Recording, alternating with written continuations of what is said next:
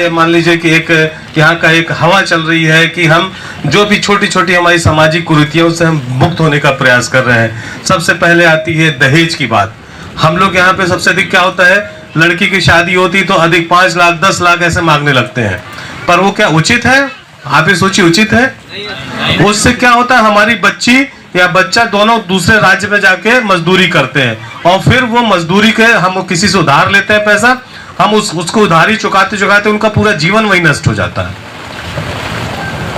इसी तरीके से आती है डीजे की बात। डीजे में बहुत सारी चीजों पर प्रतिबंध लग गया। डीजे भी कोई फ्री में तो मिलता नहीं था कि किसी को फ्री में मिला है, आज तक पैसा नहीं मिलता था। पैसा भी आप कोई भी इतना धनाढ़ नहीं है कि उसके घर पैसे के पेड़ लगे हुए हैं। हम पैसा उधार लाते थे और उधारी फिर चुकाते चुकाते हमारी पूरी जिंदगी निकल जाती थी। इसी तरीके तीसरी बात अभी हमारे बैरागी जी ने बताया, दारू वाली बात आती है। दारू पीना कोई बहुत अच्छी बात नहीं है। दारू हमारे शरीर को भी नष्ट करती है और हमारे दिमाग को भी नष्ट करती है, और दारू पीने के बाद ही सभी अपराध होते हैं। एक और मैं बात बोलूंगा, आज बहुत छोटी बात करूंगा। एक और बुरी परंपरा है कि हमारे यहाँ भजगड़ी चलती है कि कोई भग गया या कोई मर गया तो हम उसके घर ले जाके वो रख देते हैं उसका मृत शरीर।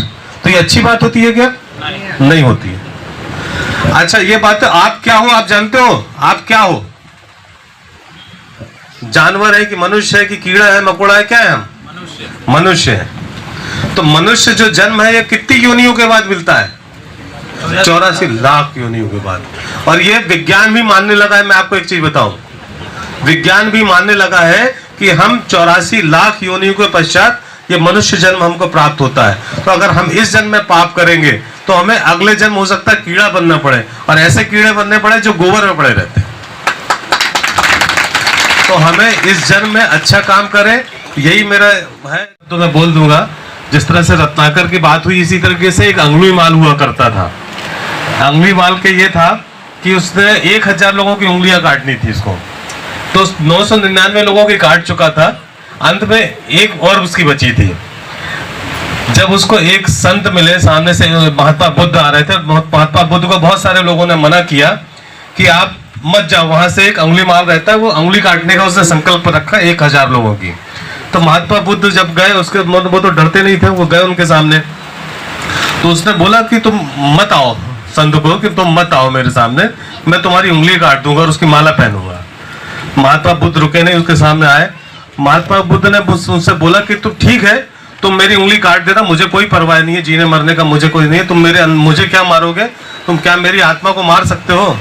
तो उन्होंने बोला, मुझे मारने के पहले तुम एक काम करना कि पहले ये पेड़ की डाल को एक कुल्हाड़ी से काट के ले आओ। तो थोड़ा पेड़ की डाल को उसने काटा। फिर उसने बोला, अच्छा अब फिर इसको जोड़ दो।